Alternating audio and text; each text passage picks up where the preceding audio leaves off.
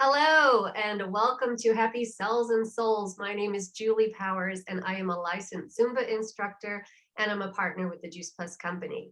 My mission in life is to help people understand that life is better when they're dancing through it and to inspire healthy living around the world. But my expanded mission is to create better health at the cellular level and more joy at the cellular level. Because we only get one body while we're here, so we better take care of it. And we better be happy and joyful while we're here, right? That's why we're supposed to be here, is to be joyful. So I have had really just a great amount of amazing relationships in my life where I have met some of the most amazing humans from all walks of life.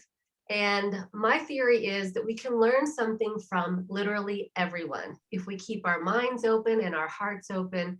And it doesn't matter if we come from different backgrounds, cultural, political, religious, really, it just doesn't matter because we can learn from everyone. And I think that these conversations that we're capturing here are just little snippets of life from some really fantastic human beings. And so today, my guest is Sandra Fleming, who is a friend of mine who I've known for several years. And we are part of a group of women who are over 50 years old. And we are out there rocking this world by helping people in a whole lot of ways. And not only do we work together as sideline buddies, helping people with their nutrition, but Sandra is a pet care professional. And I just think that that sounds like a fascinating thing to do with your life. If you're an animal lover, then I hope that you will just sit back and chill out and listen to what Sandra has to say. Because Sandra, you have been, you live in Boulder, Colorado, beautiful area. So you got that going for you, right? And Yes, and so you are with animals all the time, mostly dogs, right? mostly dogs. Yes, But you do have dogs and cats. a few cats that come in there too, but it's Mhm. almost primarily dogs. And so you've been doing this for how long? That's a great question. I was thinking about that just the other day, and I've been doing this for 8 years now. Wow. Um, and like you said, I'm in Boulder, Colorado, which is like the animal loving capital of the USA. Right.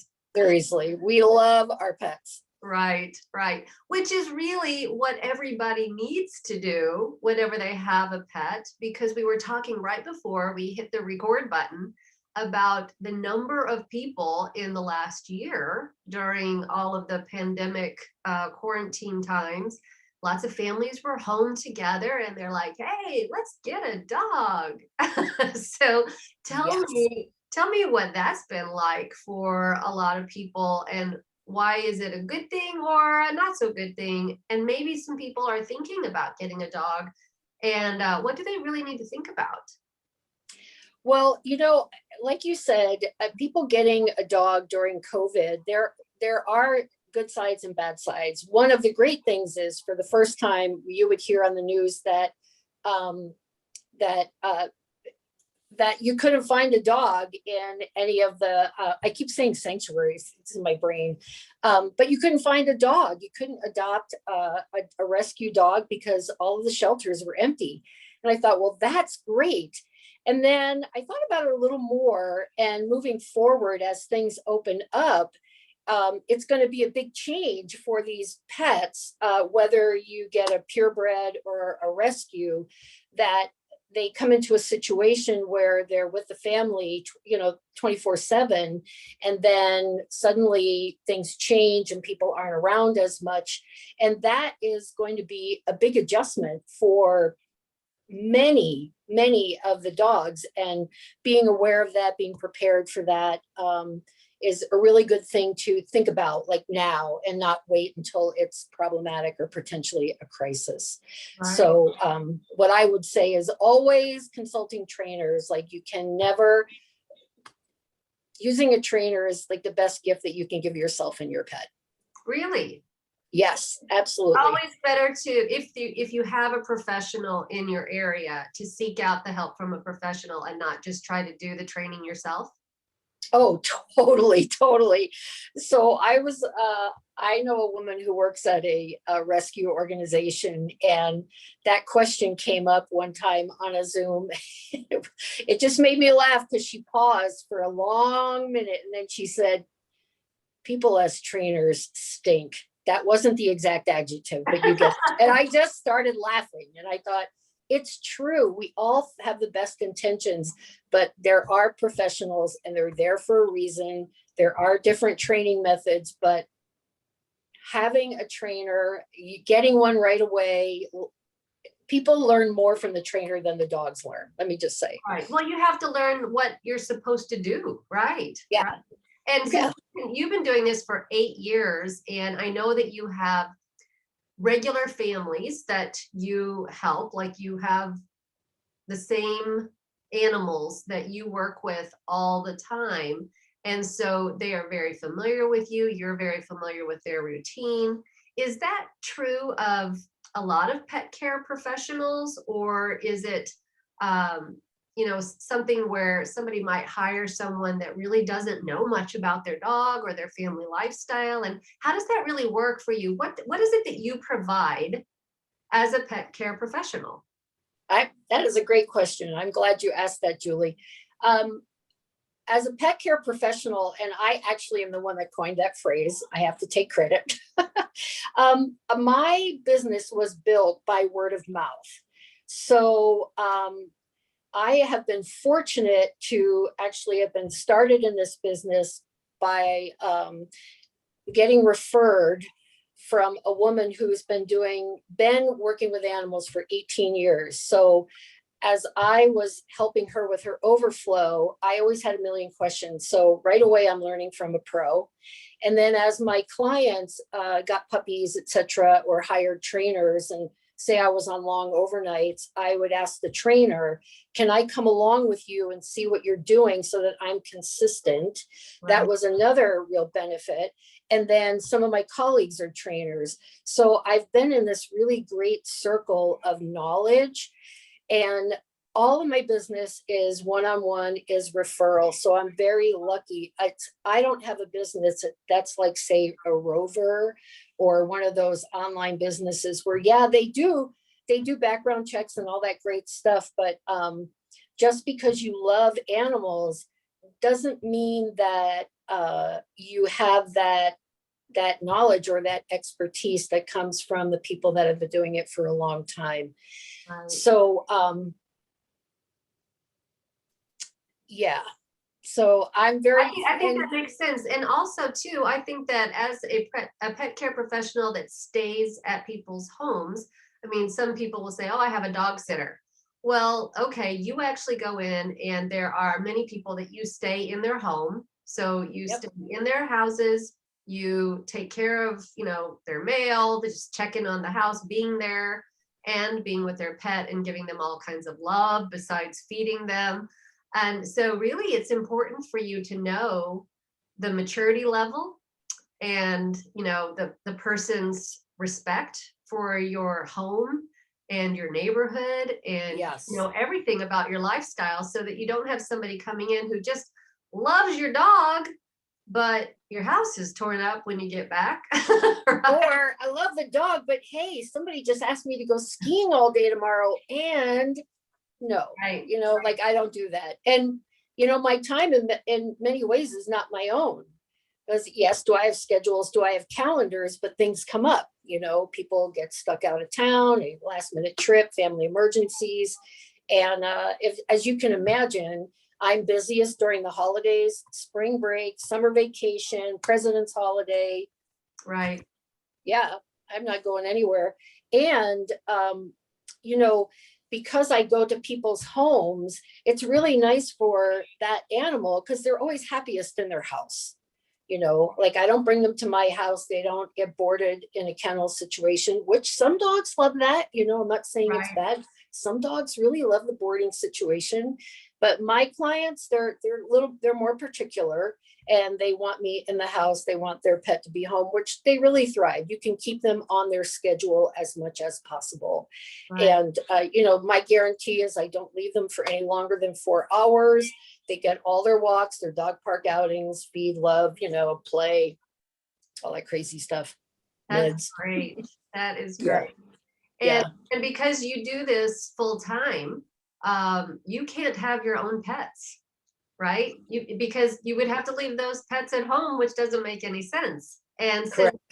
And we talked about the fact that whenever you adopt a pet, they are members of the family. It's just as if, I mean, obviously it's a little different than if you're adopting a child that's going to be with you for the rest of your life, and a dog is not going to live that long.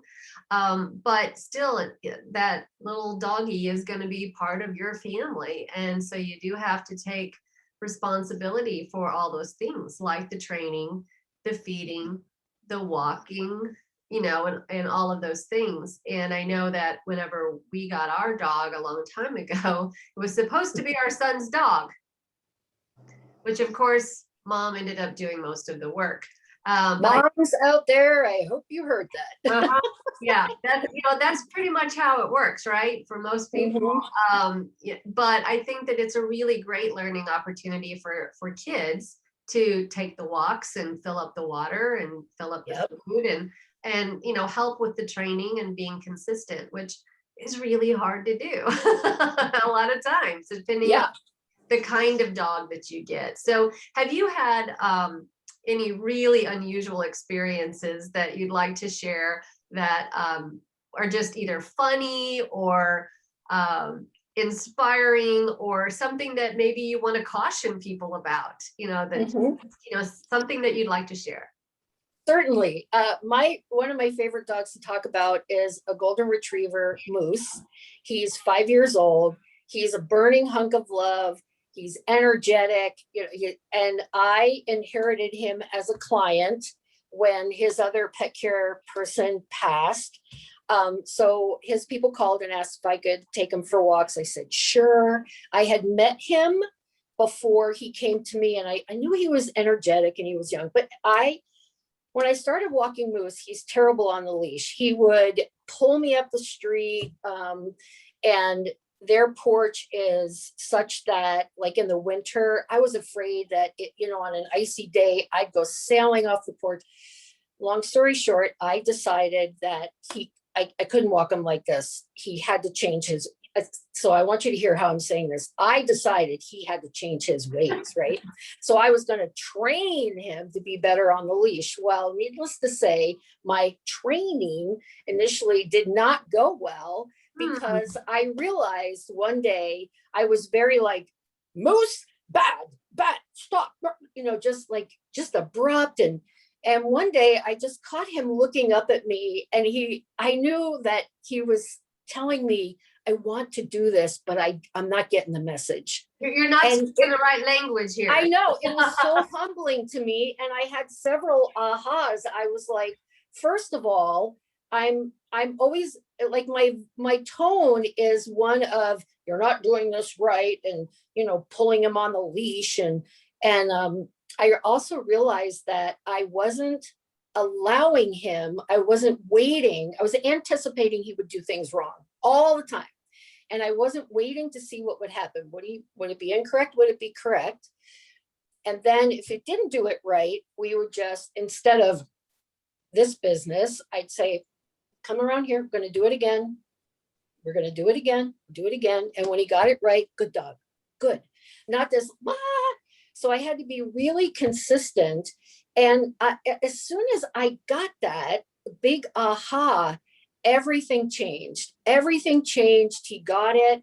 And now I can walk him off leash. He listens. He always looks to see what's going on. I rarely have to like raise my voice. The only time I do that if it's something and I'm concerned that he's going to be put into a dangerous situation. But he is playful. Like, he's just always right there. And I can now even try to enhances training. So when I go to pick him up, I have this whole routine where I make him sit at the front door. I open the door, he has to wait. Then we go on the porch, and he knows this. He like looks forward to it. So we're both having so much fun, and he's so good now. It actually brings a tear to my eye. He's such a precious guy that I so appreciate him. And he's been my greatest teacher. So really, what I just heard is the consistency of it is really the key. And Totally. we hear that all the time in so many aspects of our lives, but with pets especially, consistency is the key. And Yeah.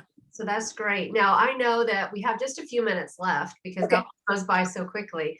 And I know that you practice yoga and you have been doing this for a very long time and you're very good at it. Very, very good at it. I love it. So whenever you do that, when you have the pets around, do the dogs participate in your yoga, and how does that work? It's the most hilarious thing. They immediately get what's going on. You throw your mat down, you get on the mat, and all of a sudden they're there. They have to know what's going on, and get their nose in there.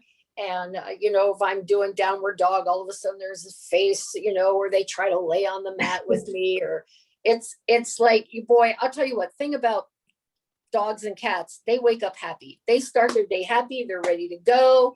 They want to have fun. And if you want to add something uplifting to your life, and you're willing to keep them, make them part of the family, and, do what you have to do, like they'll be your best friend for life, and constant entertainment, total silliness. I love that the dogs do downward dog with you whenever you're doing that. Oh my God. It's so, and during COVID, everything's on Zoom, so people like all of a sudden there's a dog behind in the camera, and you're like, get out of the way, clean the dog hair off at the end. Yeah, it's totally worth it. Totally worth it. So I know that there have been a lot of different studies on the benefits, scientifically, studied the benefits of having pets, and that it really does affect people's longevity, their emotional status.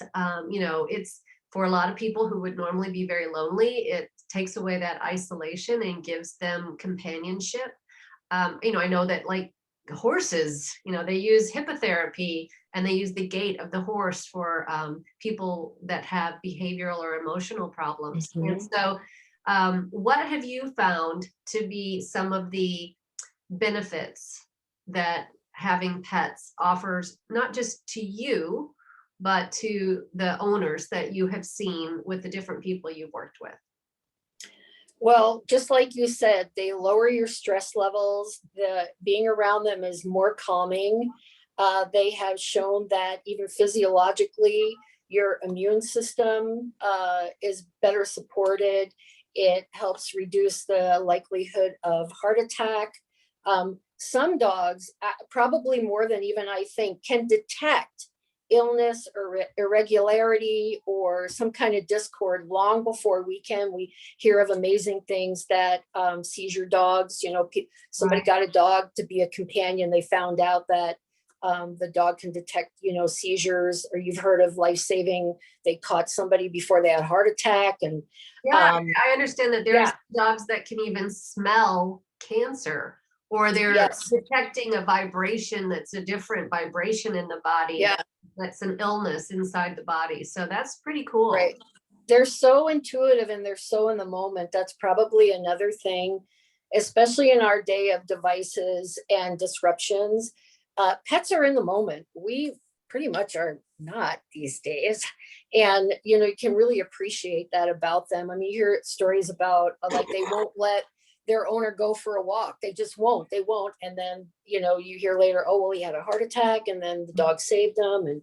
And so they're completely in tune to that stuff, completely, which I always find just amazing. And it just touches my heart deeply. So really, we learn so much from animals about being consistent and about being in the moment. And those are And they very important. don't judge.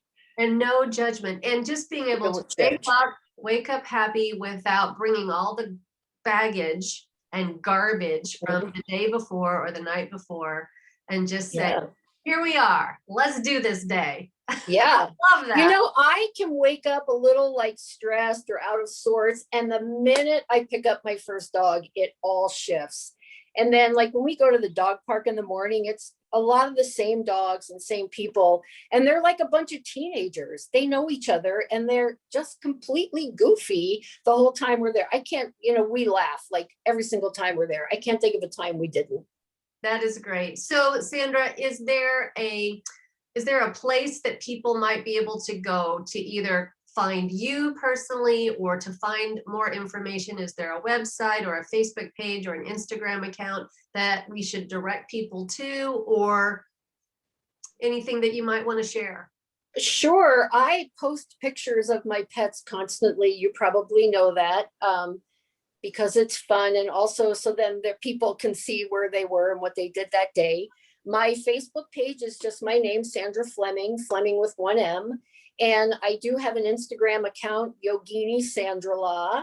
And I love to post stories. So yeah, feel free to hop on my page and just follow my goofy dogs and cats. I have Charlie tomorrow. He's the best cat on the planet. Well, I appreciate you sharing all of these little tidbits and important things with us about having pets in our lives and the joy that they can bring to different families. And thank you for being out there and spreading your love and light in the world, Sandra. Thanks, Julie, and thanks for having me.